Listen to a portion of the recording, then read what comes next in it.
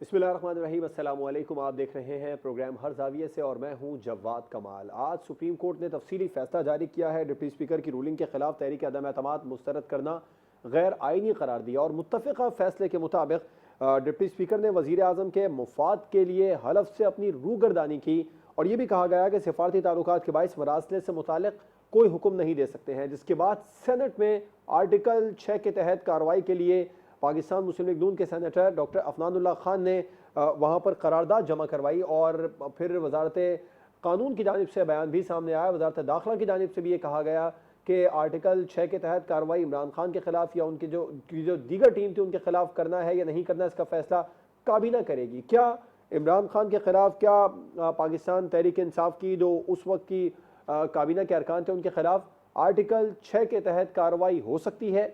और प्रोग्राम में आगे चलकर बात करेंगे। एक अच्छी खबर है पाकिस्तान की मईशत के लिए। IMF से जो मुआहिदा है वो तय पा गया है। अगस्त में पाकिस्तान को 1 अरब 17 करोड़ डॉलर मिलेंगे। हुकूमत ने भी सुख का सांस लिया है और वजीर आजम ने भी कहा कि पाकिस्तान की मुआशी मुश्किलात से निकलने की राह हमवार हो गई है। क्या अवाम को भी रिलीफ मिलेगा इसका? और प्रोग्राम के आखिर में बात पाकिस्तान तहरीक इंसाफ की जानिब से मुसलसल इलेक्शन कमीशन, इस्टेब्लिशमेंट और अदलिया को हदफ तनकीद बनाया जा रहा है। मिस्टर एक्स, मिस्टर वाई का जिक्र किया जा रहा है। चीफ इलेक्शन कमिश्नर पर इल्जाम लगाए जा रहे हैं। आज इलेक्शन कमीशन ऑफ पाकिस्तान ने इस मामले का नोटिस भी लिया है। इमरान खान ने जो इल्जाम लगाए इलेक्शन कमीशन पर, इस पर नोटिस लिया। कार्रवाई का भी आगाज किया जाएगा। तहरीक इंसाफ का मकसद क्या है, हदफ क्या है PTI का, इमरान खान साहब का हदफ क्या है इल्जाम के बाद, इस पर प्रोग्राम में बात होगी। अपने मेहमानों का आपसे तारुफ करवाऊंगा। हमें ज्वाइन किया है सीनियर तज्जियाकार शहजाद चौधरी साहब ने, सीनियर तज्जियाकार सज्जाद मीर साहब, सीनियर तज्जियाकार रजा रूमी साहब और सीनियर तज्जियाकार डॉक्टर कमर चीमा साहब प्रोग्राम में हमारे साथ मौजूद है। तमाम मेहमानों का बहुत शुक्रिया। शहजाद चौधरी साहब, सुप्रीम कोर्ट ने तफसीली फैसला जारी कर दिया, सेनेट में करारदाद भी जमा करा दी गई आर्टिकल 6 के तहत कार्रवाई के लिए। क्या कार्रवाई हो सकती है आर्टिकल 6 के तहत?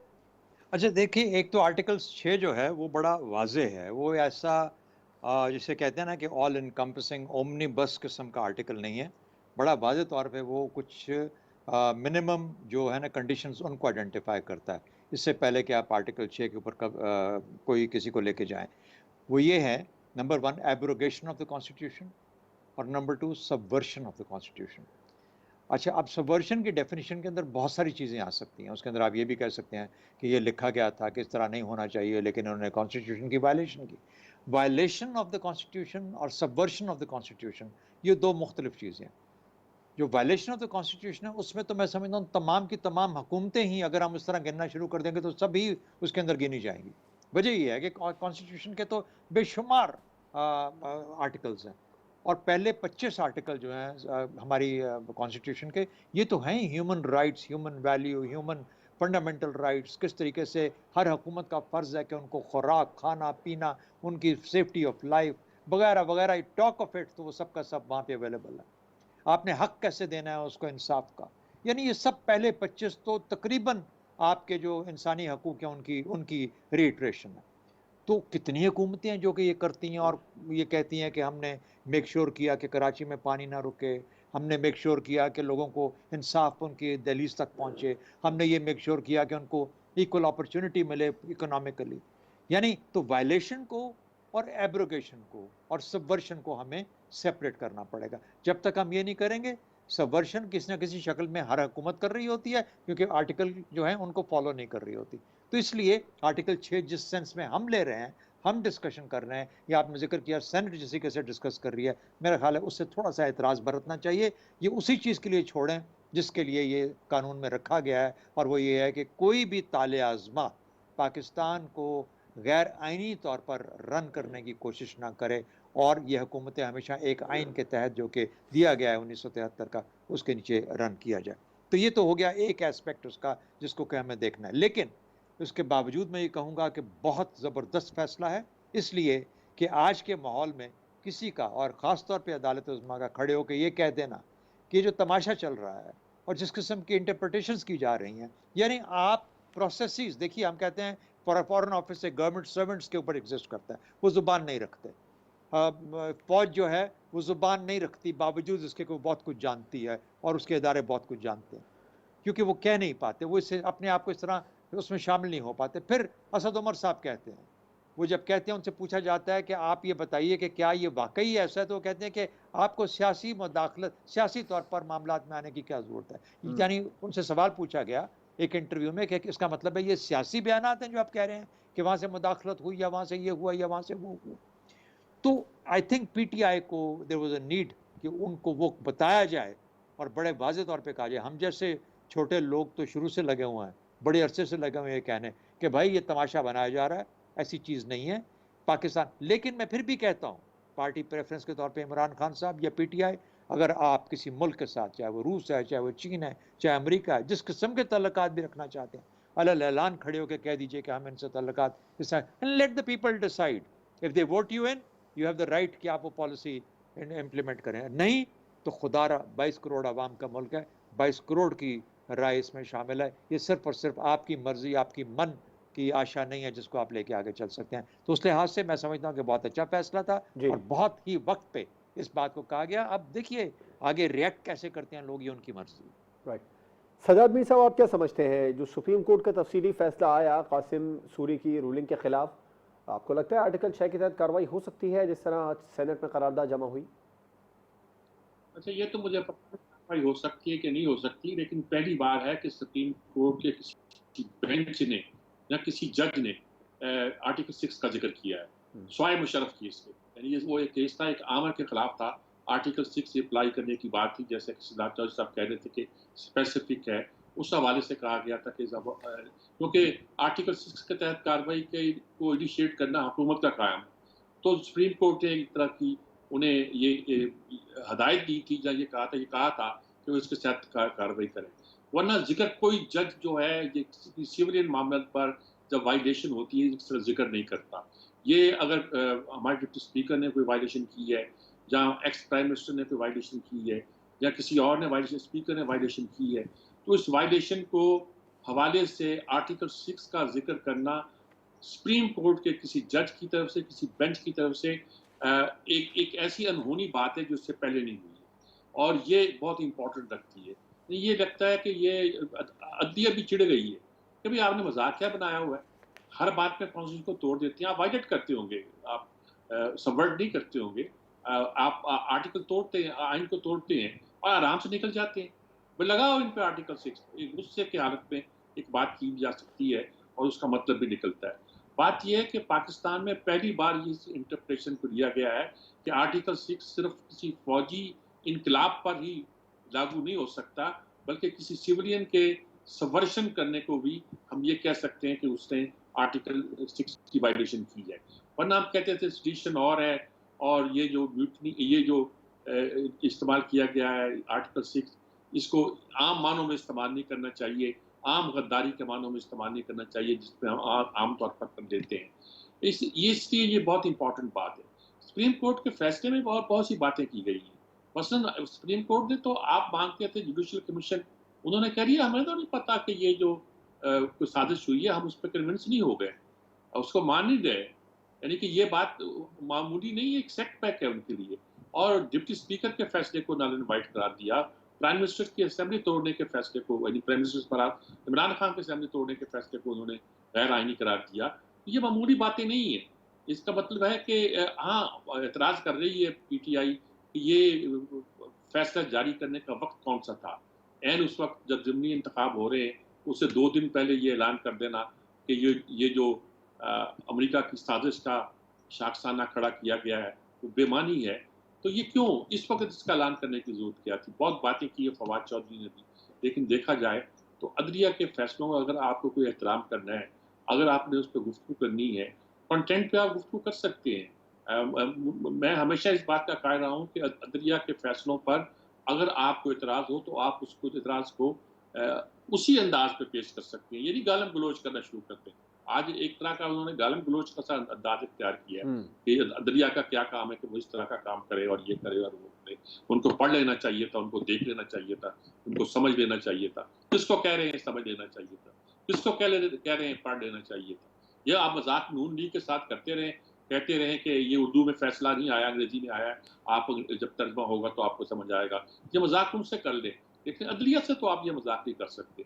हाँ, ये कह सकते हैं कि अदलिया का कोई फैसला अगर आपको नजर आता हो मतलब इसी अदलिया के कुछ फैसले ऐसे हैं जिनके बारे में लोगों का कहना है कि ये आइन की इंटरप्रिटेशन नहीं है बल्कि अबव आइन है। मसलन ये कहना कि वोट ना गिनना ये आइन की इंटरप्रिटेशन नहीं है जी बल्कि इसे आइन से मावरा कुछ चीज गिना जा सकता है। ये सबकी राय नहीं है, कुछ की राय है। तो ये इस तरह की बात को देखा जाए तो आज ये कहना सुप्रीम कोर्ट का पहली बार किसी ठीक सिविलियन मसले पर कि हम आर्टिकल 6 को इन्वोक कर सकते हैं और आर्टिकल 6 के जी तहत कार्रवाई कर सकते हैं, पहली बार ये कहना ये गैर मामूली बात है। ठीक है। कमर चीमा साहब, आप क्या समझते हैं जो सुप्रीम कोर्ट का तफसीली फैसला सामने आया, क्या आर्टिकल 6 के तहत कार्रवाई हो सकती है? देखिए, मुझे नहीं लगता 6 के तहत कार्रवाई हो सकती है, क्योंकि अगर आप देखें कि नॉर्मली जो पाकिस्तान के अदारे हैं, ये सियासी जमातें हैं, एस्टैब्लिशमेंट है, जुडिशरी है, ये सारे बड़े कॉम्प्रोमाइज़ हो चुके हैं किसी न किसी हद में।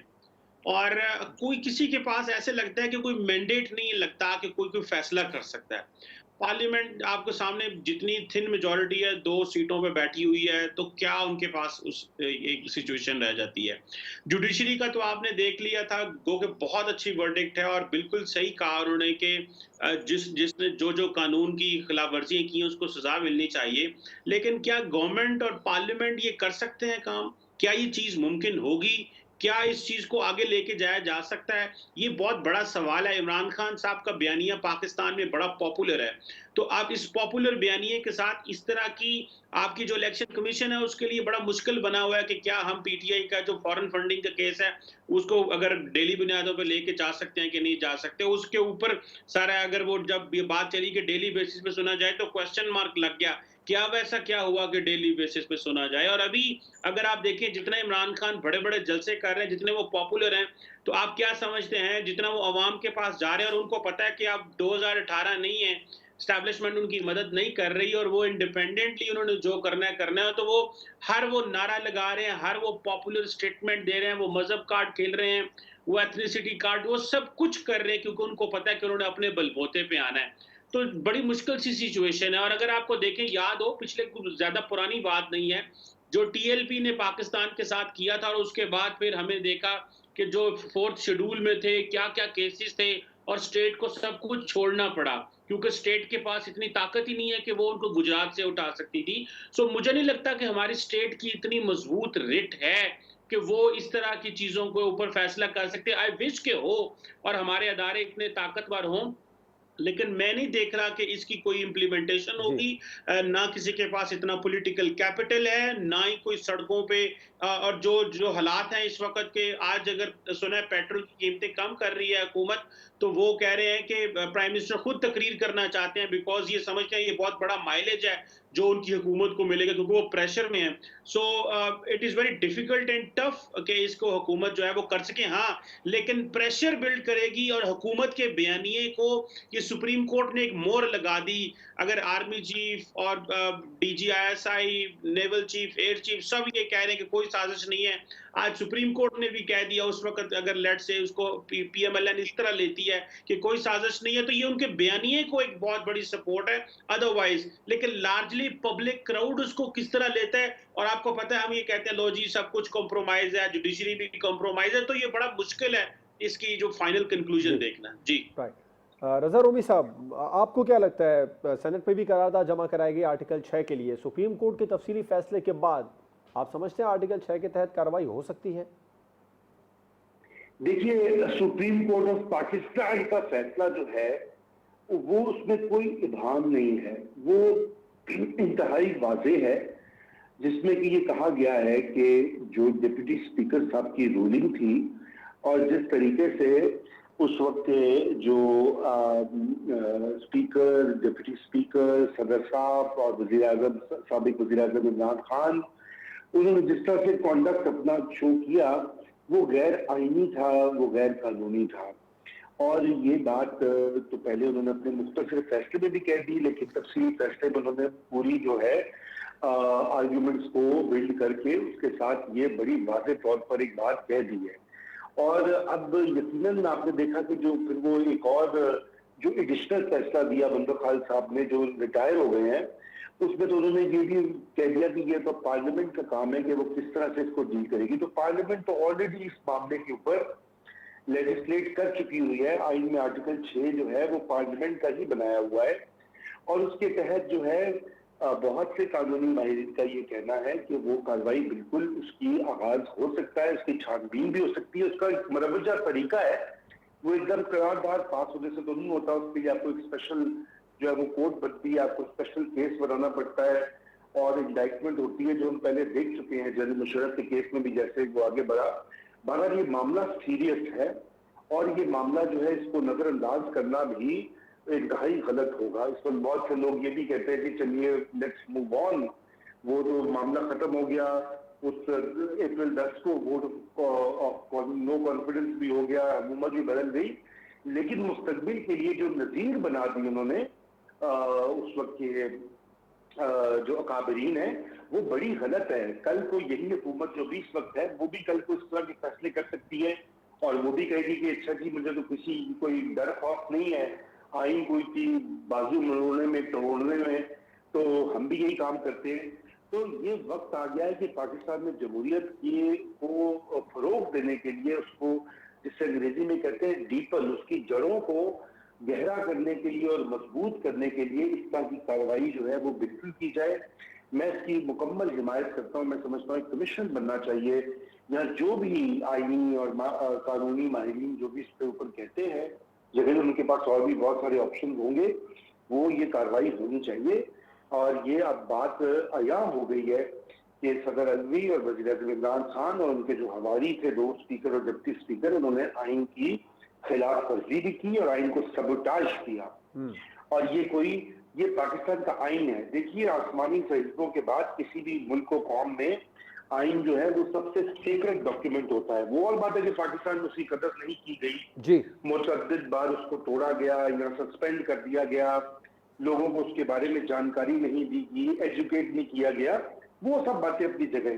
ठीक। लेकिन जब आप ऐसी कार्रवाई करते हैं तो फिर लोग भी एजुकेट होते हैं और वो जानते हैं कि भाई क्या वजह है कि इतनी सख्त जो है कार्रवाई हो रही है, ये कोई बच्चों का खेल नहीं है। इसलिए बड़ी क्लियरली जो है ये मैं समझता हूँ कि इसके ऊपर एक वाज़ेह स्टैंड होना चाहिए, बिल्कुल मसलहत पसंदी का शिकार नहीं होना चाहिए। अगर मौजूदा हुकूमत भी जाती है तो जाए, लेकिन ये कार्रवाई लाजमी है। जी शुक्रिया। बिल्कुल ठीक है आपका पॉइंट। आप ब्रेक पर जाएंगे, ब्रेक के बाद बात करेंगे। IMF से मुआहदा तय आ गया है, क्या इस मुआहदे के बाद आवाम को भी रिलीफ मिलेगा? ब्रेक के बाद इसको डिस्कस करेंगे।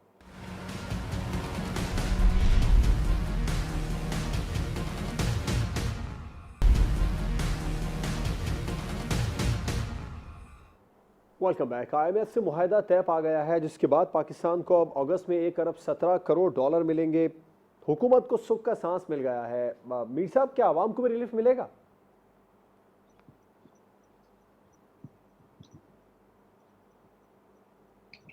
इसको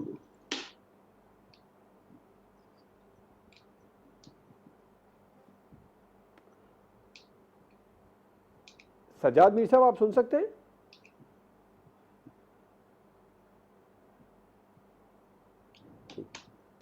कमर चीमा साहब, IMF से जो मुआहदा तय पाया, आपको लगता है आवाम को रिलीफ भी मिलेगा? देखिए ये बड़ा एक मुश्किल सवाल है इस सेंस में कि एक दफ़ा जो सुना है कि महंगाई हो जाती है वो दोबारा रिवर्स कैसे होती है। और लार्जली लोग अगर ये जो अभी बकरा ईद गुजरी बड़ी जिसे हम कहते हैं ये गुजरी ईद उल अज़हा, आपको पता है कि कितनी महंगी ईद थी और कुर्बानी कितनी महंगी थी और लोगों की चीखें निकल गई हैं। तो जारी बात है एक दफ़ा तो जो झटका आवाम को लगा है पिछले कुछ महीनों में ये इसको कैसे भूला जा सकता है, लेकिन एक रिलीफ तो जारी बात है मिलेगा। लोग क्वेश्चन भी करेंगे, लोग आप बात भी होगी। सो ये बात करना कि जी पेट्रोल क्योंकि इंटरनेशनल मार्केट में कम हुआ, बल्कि बाय द वे जो पेट्रोल की कीमतें हैं वो तो 23 जून से इंटरनेशनली मार्केट में कम हो रही हैं, लेकिन हुकूमत ने जारी बात है उस तेल को मार्केट में अभी आना था, खरीदना था, उसकी पेमेंट्स होनी है, तो ये पूरा साइकिल होता है। तो जारी बात है ऊपर से IMF भी देख रहा है और IMF ने आज जो फैसला भी कर दिया कि वो पाकिस्तान को आई थिंक $1.17 बिलियन दे रहे हैं। तो ये खुशाइन चीज है कि मार्केट में जो हमारा पैसा भी उसकी भी वैल्यू बढ़ रही है, ऑयल भी सस्ता होगा और जारी बात है ये एनर्जी के बगैर हम चल भी नहीं सकते। सो ओवरऑल महंगाई तो कम होने का कोई मुझे यकीन नहीं है कि महंगाई कम होगी, लेकिन जारी बात है, जो बात की जा रही है कि इलेक्शन में शायद हुकूमत को थोड़ा बहुत फ़ायदा होगा। ओवरऑल जो एक हुकूमत का तासुर बना हुआ है, जो बुरी इनको एक मीडिया, ज़ाहिर बात है, जो बात कर रहा है, अवाम की सेंटिमेंट्स इनके सामने लेके आ रहा है, हुकूमत के सामने, जो कि बड़े जायज़ सेंटिमेंट्स हैं। थोड़ा अच्छा मीडिया मिल जाएगा हुकूमत को, लेकिन लार्जली मुझे नहीं लगता कि हुकूमत को कोई रिलीफ़ मिलेगा, लेकिन एक थोड़ी-सी हवा का झोंका ज़रूर इस हुकूमत के लिए है कि जो पेट्रोल इंटरनेशनल मार्केट में सस्ता हुआ, और ये अवाम के सामने ये तासुर भी दे सकते हैं कि देखिए जी, हम तो कुछ नहीं इसमें कर रहे, जो इंटरनेशनल मार्केट से आ रहा है वही हम आगे जो है वो बेच रहे हैं। तो ये बेसिकली एक थोड़ा-सा रिलीफ ज़रूर है, लेकिन महँगाई कम नहीं होगी जी। ठीक, आप क्या समझते हैं मीर साहब, आवाम को रिलीफ मिलेगा? IMF से तो मुआहदा तय पाया। देखिए, रिलीफ इस तरह तो मिलेगा कि पाकिस्तान की जो मईशत की बैन-अल-अक़वामी सतह पर एक सूरत-ए-हाल है, उसमें बेहतरी आएगी। एक तरह का पाकिस्तान के लिए मैंने अभी कहा था कि ईद का दिन है गोया। आज ईद नहीं थी वो, बल्कि आज ईद हुई है। पाकिस्तान को बड़े दिनों से इंतज़ार था कि IMF फैसला करे। मगर पाकिस्तान चिढ़ भी गया था कि हमारे दांतों चने चबा दिए, कि नाक में लकीरें निकलवा दी हैं, और एहसन इकबाल ने वहाँ अमेरिका में कहा कि जानबूझकर अब डिले की जा रही है।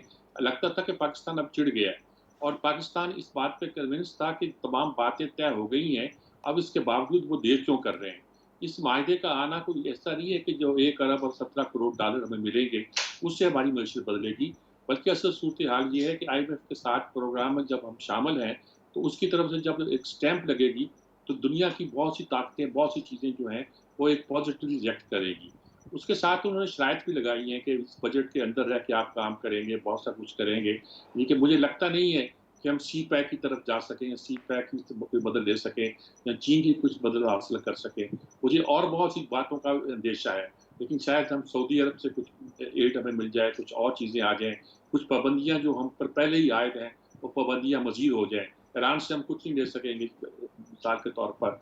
और बस तापी का नाम सुनते हैं, हम बरसों सुनते आएँगे, तापी को तापी, तापी, तापी, तापी। कोई तापी सारी सूरत-ए-हाल ये है कि हमें एक रिलीफ तो मिला है, और इस रिलीफ का असर यकीनी तौर पर अवाम पे पड़ेगा। स्टॉक मार्केट पे फ़र्क पड़ा है, डॉलर की कीमत में शायद फ़र्क पड़े, मामूली फ़र्क पड़े, और जब ये सारी चीज़ पैकेज आ जाए, तो एक थोड़ा-सा एक अगर स्टेबल भी हो जाए डॉलर, तो बड़ी बात होगी। लेकिन मुझे नहीं लगता ना वो डॉलर को स्टेबल होने देंगे। इंटरेस्ट रेट अलबत्ता इस बात की तवक्को है कम होगा। इन तमाम चीज़ों का इम्पैक्ट अवाम पे क्या पड़ता है, कैसे पड़ता है, क्यों कर पड़ता है, ये फौरी नहीं है। ये आहिस्ता-आहिस्ता पड़ता है, बड़ा स्लो तरीके के साथ अपना असर करता है, और मेरा ख़्याल में उसका इम्पैक्ट मिनिमल होता है, कोई बहुत ज़्यादा नहीं होता। इम्पैक्ट होगा, थोड़ा होगा, एक रिलीफ़ का एहसास होगा, और शायद हुकूमत उसको ज़्यादा हाईलाइट करना चाहे। राइट, शहजाद चौधरी साहब, अगस्त में 1 अरब 17 करोड़ डॉलर IMF से पाकिस्तान को मिलने वाले हैं। अवाम को भी रिलीफ मिलेगा, हुकूमत को तो सुख का सांस मिल गया है। देखिए, पहली बात जिस तरह कहा गया कि 1 अरब 17 करोड़ डॉलर की बात नहीं है, ये बात ये है कि इसकी बुनियाद पे हमें बहुत सारा मल्टीलैटरल और बायलैटरल जो हमारे डोनर्स हैं, जो हमारे हमें उधार देते हैं, लोन्स देते हैं, उनके लिए एक रास्ता खुल गया। दूसरी बात बड़ी एसेंशियल जो है IMF के अंदर और इस प्रोग्राम में, और मुझे वो कि मैंने अभी तफसील में नहीं देखा, मुझे उम्मीद है कि वो ज़रूर ऐसा ही होगा कि 2 अरब डॉलर और 2 साल और का भी उसके अंदर एक शिकम मौजूद थी, सुकम जो था। और अगर वो चीज़ है, अगर वो अप्रूव हो गई है, तो इसका मतलब ये है कि 2 साल और के लिए एक एश्योरेंस है आपकी इकॉनमी को और आपके मुल्क को कि यार बाकी जो लोग हैं, दुनिया जब आपको देखेगी तो एक एश्योर्ड सेंस में देखेगी, और कोई इन्वेस्ट करना चाहता है या कोई इस इकॉनमी के साथ मामला करना चाहता है, तो वो एक रिलायबल तरीके से मामले को कर पाएगा। सबसे बड़ी बात, डिफ़ॉल्ट से हम बच जाएँगे, क्योंकि ये जो ख़तरा एक बन गया था, हमारे सरों के ऊपर मंडला रहा था कि डिफ़ॉल्ट होने का अंदेशा है। यानी कि हमने जो पैसा देना है लोगों को, जो कि ड्यू हो रहा है, हमारे पास ख़ज़ाना इतना कमज़ोर हो जाएगा कि हम वो नहीं दे पाएँगे, उसका ख़तरा टल गया। बहुत बड़ी बात ये है। फिर मेरी नज़र में जब इस तरह का डॉलर आएगा, चाहे वो लोन्स की शक्ल में आएगा, लेकिन वो रुपये को स्टेबल करेगा, और जब रुपये को स्टेबल करेगा तो ना सिर्फ उससे आपका उधार का, ओवरऑल उधार का जो डेट पाइल का हुजम है, वो भी फ़र्क पड़ सकता है, बल्कि उससे कुछ ना कुछ डॉलर रिलेटेड जो इम्पोर्ट्स हैं, उसकी महंगाई में भी कमी आ सकती है। ओवरऑल जब हम देखते हैं कि तेल की कीमतें भी हैं, डॉलर का रेट भी है, ये सारी चीज़ें मिल मिला के एक आपको फीलिंग दे सकती हैं कि आपकी जो मईशत है वो स्लाइटली बेहतर, मुस्तहकम होना शुरू हो गई है। आम आदमी की ज़िंदगी में एकदम से ये यानी सब्ज़ी दाल के हिसाब से तो नहीं, लेकिन लगेगा कि आहिस्ता आहिस्ता जो प्रेशर था वो कम होता जा रहा है। और मैं हालांकि ये बहुत बड़ी तब्दीली होगी उस मुश्किल वक्त से जो कि हम जिसमें से अभी तक गुजरे हैं। तो ये तमाम चीज़ें अपनी जगह पे एग्जिस्ट करती हैं, मैं इसको एक खुशाइंद बात समझता हूँ। लेकिन बदकिस्मती देखिए ना, बदकिस्मती ये है कि हमें और उधार मिलेगा और कर्ज हम ले पाएंगे और उस कर्ज की बुनियाद पे हम अपने आप को खुशी महसूस कर रहे हैं। ये हमारा सबसे बड़ा अलमिया है। ये 2 साल का टाइम मिलेगा आपको, इसके बाद आने वाला है कोई और IMF में जाएगा, हो सकता है उसको 3 साल का और टाइम मिल जाए। लेकिन क्या इन 5 साल, 6 साल, 10 सालों में कोई भी हमारी हुकूमत जो भी हो, वो इस काबिल हमें कर पाएगी कि हम ये आहिस्ता-आहिस्ता IMF के शिकंजे से, इस कर्ज़ के शिकंजे से निकल पाएँ और हम अपने तौर पे हमारी इकॉनमी में इतनी ताकत आ जाए कि ये अपने जो वाजिबात हैं उनको अदा करने की अहलियत लेके सामने आ जाए। फिर हम कहेंगे कि पाकिस्तान वाक़ई अपने तौर पे मुस्तहकम हो गया। राइट। रोमी साहब, आप क्या समझते हैं, IMF से जो मुआहिदा तय पाया, हुकूमत को तो सुख का सांस मिला, आवाम को भी रिलीफ मिलेगा?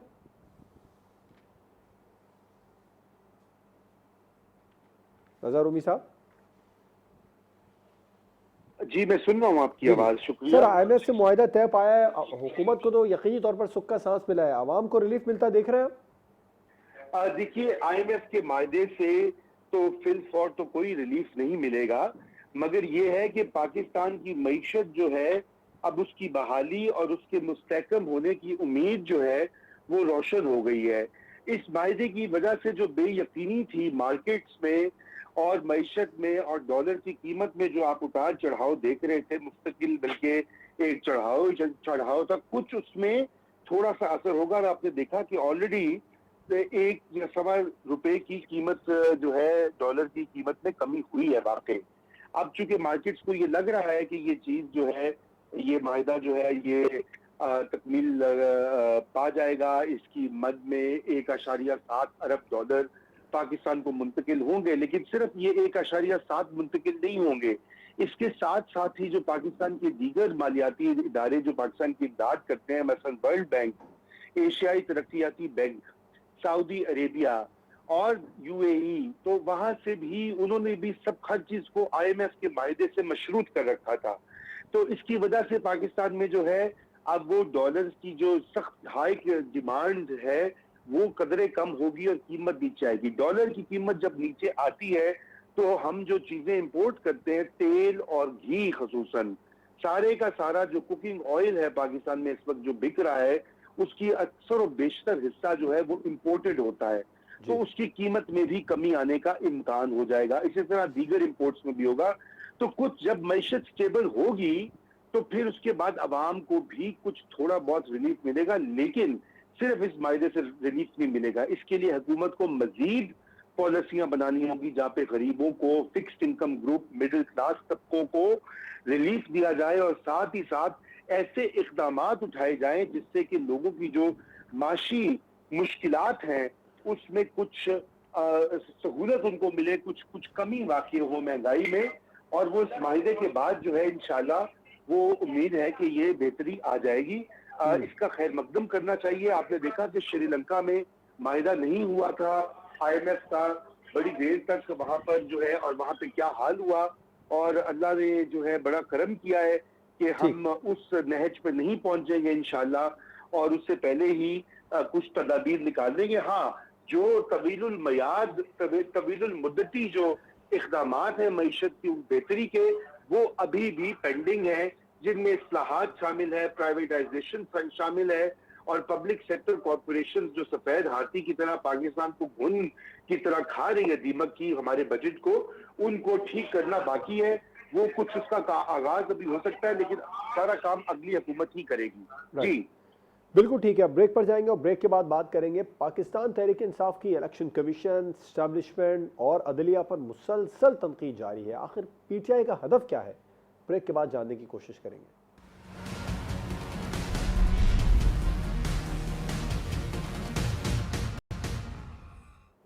Welcome back. पाकिस्तान तहरीक इंसाफ मुसलसल एस्टैब्लिशमेंट, इलेक्शन कमीशन और अदलिया पर तनकीद करती नजर आ रही है। आखिर PTI का हदफ क्या है रज़ा रूमी साहब? PTI का हदफ यह है कि इदारों के ऊपर दबाव को हर वक्त बरकरार रखा जाए, चाहे वो अफवाज पाकिस्तान हो, अदलिया हो या इलेक्शन कमीशन हो, उनको बार बार जो है तंग किया जाए, रुस्वा किया जाए, और इतना दबाव में रखा जाए कि वो अपनी जो न्यूट्रलिटी जो उन्होंने अभी अपना ली है उसको वो छोड़ दें या तर्क कर दें। तो ये हिकमत अमली है जवाद इस वक्त के न्यूट्रलिटी जो है वो खत्म हो जाए। लेकिन मसला ये है कि पाकिस्तान के इदारे जो हैं वो इतने कच्ची गोलियां नहीं खेली उन्होंने, और वो मतलब वो भी समझते हैं कि इस वक्त उनकी भी अपनी साख जो है इसी बात में मुज़मिर है कि वो अपनी न्यूट्रलिटी को, अपनी आज़ादाना पॉलिसीज को बरकरार रखें और किसी सियासी फोर्स के दबाव में ना आए। अगर वो पीटीआई के हामी नहीं दिखाई दे रहे तो वो किसी और पार्टी के भी हामी ना दिखाई दे, और मेरा ज़ाती यकीन है कि वो नहीं है इस पर। कोई ऐसे शवाहिद नहीं, हालांकि इमरान खान साहब ने इलेक्शन कमीशन पे बहुत इल्जामात लगाए हैं, लेकिन आप कोई एक फैसला बता दीजिए पिछले कई महीनों में जिसमें कि इलेक्शन कमीशन ने कोई इमरान खान के सियासी हरीकों को कोई फेवर दिया हो। उन्होंने हमेशा हर तरह से, बल्कि आप देखिए फॉरेन फंडिंग केस में भी जितनी छूट और मार्जिन खान साहब को दिया गया, 10 साल होने को है इस केस को, अभी तक उसका फैसला नहीं हो पाया। तो अब इन हालात में मैं ये समझता हूँ कि ये खान साहब की जो हिकमत अमली है ये किस हद तक अब कामयाब होगी ये मैं नहीं कह सकता, लेकिन कम से कम मैं ये जरूर जानता हूँ कि इदारे अब पीछे हटने वाले नहीं हैं और दबाव में आने वाले नहीं हैं। जी राइट, बिल्कुल ठीक। शहजाद चौधरी साहब, तहरीक इंसाफ मुसलसल इलेक्शन कमीशन, अदलिया और इस्टेब्लिशमेंट पर तनकीद कर रही है, पीटीआई का मकसद क्या है, हदफ क्या है? देखिए ना, ये तीनों इदारे जिनका आपने जिक्र किया, अदलिया, इलेक्शन कमीशन और इस्टेब्लिशमेंट, ये किसके इदारे हैं? ये रियासत के इदारे हैं। ये रियासत का निज़ाम जो चलता है उसका हिस्सा हैं। तो इसका मतलब ये है जब आप इन पे तनकीद करते हैं, आप इनको कमज़ोर करना चाहते हैं, आप इनको कमज़ोर गर्दानते हैं, तो आप इनको कमज़ोर कर रहे हैं। जिस शाख पे आप बैठे हैं, यानी रियासत तो वो शाख है जिस पे हम सब एग्जिस्ट करते हैं, हम उस पे बैठे हैं, रियासत हमारी है, और उसी शाख को हम काटे जा रहे हैं जब हम उस पे तनकीद करते हैं। असल में बड़ा इंटरेस्टिंग एक कॉम्बिनेशन है, रियासत और कौम आपस में एक जैसे मायदे में जुड़े हुए हैं नेशन स्टेट के अंदर, और हुकूमत का काम होता है कि दोनों को साथ साथ लेके चले ना। कौम जो है उसको तो आप सब ने, यानी जो हुकूमतें आती हैं, आपने तबाह बर्बाद करके रख दिया, जिसमें पीटीआई भी शामिल, कुछ भी नहीं किया उनका। अब वो सब के सब रियासत के दर पे हैं कि कौम तो हमने तबाह कर दी, अब हम रियासत को तबाह करने के लिए चलें। तो जितनी हुकूमतें आती हैं, जो भी पॉलिटिकल पार्टी जिनको वो लेके आज जो आती है और उनको रिप्रेजेंट करती है, हुकूमत बनाती है, वो रियासत के पीछे इसलिए पड़ जाती है कि वो रियासत को अब तबाह करना चाह रही है। कौम तो खुदा न खास्ता ख़त्म होने को पहुंची हुई है। तो मेरा ख्याल है कि ये सोचना चाहिए हमारे जो अकाबरीन है, सियासी अकाबरीन ख़ास तौर पर, कि आप कर क्या रहे हो यार, आप कोशिश क्या कर रहे हैं? यानी अगर आपके पास वो फैसिलिटीज़ नहीं है, आप कुछ कर नहीं चाह रहे, वो कैपेसिटी नहीं है, अंडरस्टैंडेबल, लेकिन जो है उसको तो मत काटो। उस शाख जिस पे बैठे हो उसको तो मत काटो, गिर जाओगे, ख़त्म हो जाओगे उस शाख से।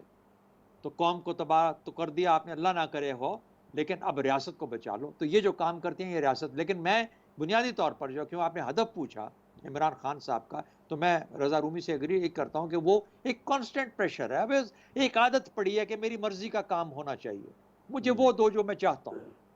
क्या कमाल है, क्या सियासत है?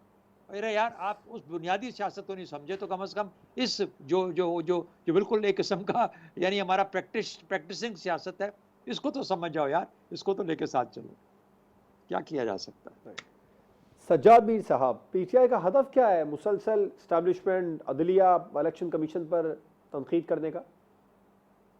असल में हदफ तो उनका है, उनको यकीन हो गया है कि आवाम उनके साथ हैं और आवाम की ताकत के जरिए वो एस्टेब्लिशमेंट की कुव्वतों को चैलेंज कर सकते हैं। ये ख्याल बहुत कम लोगों में आता है। इमरान खान ने पहले भी बहुत बड़े जलसे किए हैं, 97 में भी उनके जलसे कम से कम इतने बड़े थे कि लोग कहते थे 30-40 सीटें ले जाएंगे, लेकिन एक सीट ले जा सके।